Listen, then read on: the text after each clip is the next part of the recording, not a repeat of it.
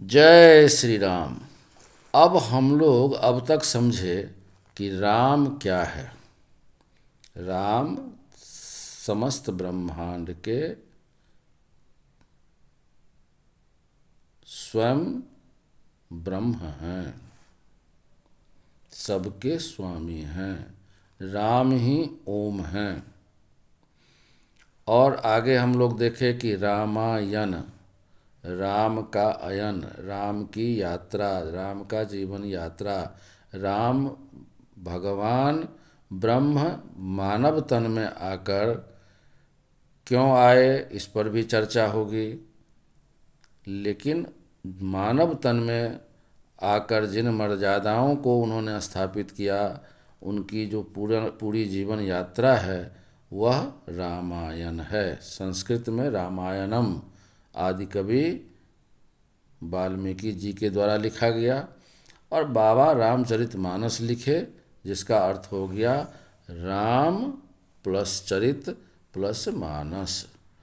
भगवान श्री राम के जीवन यात्रा या चरित्र का सरोवर या सागर या झील, यहाँ तक हम लोग पहुँच चुके। प्रथम भगति संतन कर संगा और दूसर रति मम कथा प्रसंगा। भगवान के कथा में खूब अभिरुचि लाइए, यह भक्ति है, इसी सबको मुक्ति मिलेगी। तो कथा में भगवान क्यों अवतार लिए, इस पर भी हम लोग चर्चा करेंगे। जय विजय कौन था, इस पर भी हम लोग चर्चा करेंगे। तो हम लोग राम, रामायण और 2 बार राम राम क्यों कहा जाता है, इस पर भी चर्चा कर चुके हैं कि राम राम कहने की एक परंपरा इसलिए है कि 108 मनका का जो माला, एक माला होता है, उसके बराबर का पुण्य हम लोगों को प्राप्ति हो जाती है सिर्फ राम राम कहने पर। अभ्यास क्यों जरूरी है कि अंत काले च मामेव स्मरण मुक्त्वा कलेवरम यह प्रयाति स मद्भावम नास्ति यत्र संशयः। अंत काल में हमारे मन के भाव में भगवान बसें, गीता में जैसे भगवान बोले हैं। और बाबा बोल रहे हैं कि जन्म जन्म मुनि जतन कराई अंत राम मुख निकसत नाही।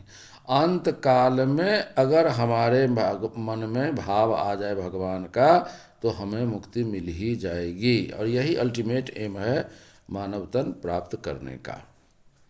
तो यहाँ तक हम लोग आ गए। अब जो रामायण में जो सबसे जो एक रोल है, कहिए कि जिसके लिए द वेरी पर्पस कि भगवान को अवतार लेना पड़ा, वो रावण है। तो रावण का नाम क्या पहले रावण था? बिल्कुल नहीं था। रावण का नाम रावण किसने दिया, यह भी जानना जरूरी है। रावण का नाम दशग्रीव था, ऐसा भी क्यों हुआ? दशानन भी रावण को बोलते हैं।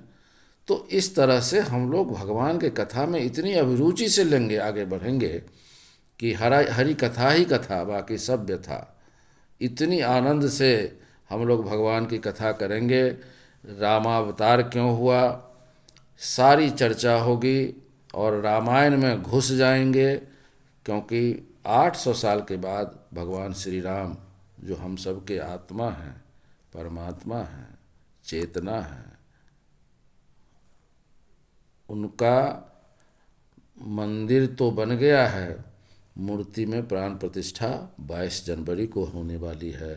तो हम लोग अभी से ही इस विषय को जितना अपने बच्चों को समझा सकें, ज्ञान दे सकें, चेतना ला सकें, यह बहुत ही ज़रूरी है।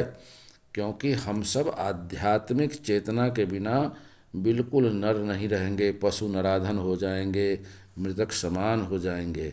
इसलिए भगवान की कथा ही कथा बाकी सब व्यथा। सब्सक्राइब करते रहिएगा, फॉलो करते रहिएगा, तब ना मेरा मनोबल बढ़ेगा। हम लोग चर्चा भगवान की कथा करते ही रहेंगे। आज के लिए इतना ही, फिर मिलेंगे। जय जय सिया राम।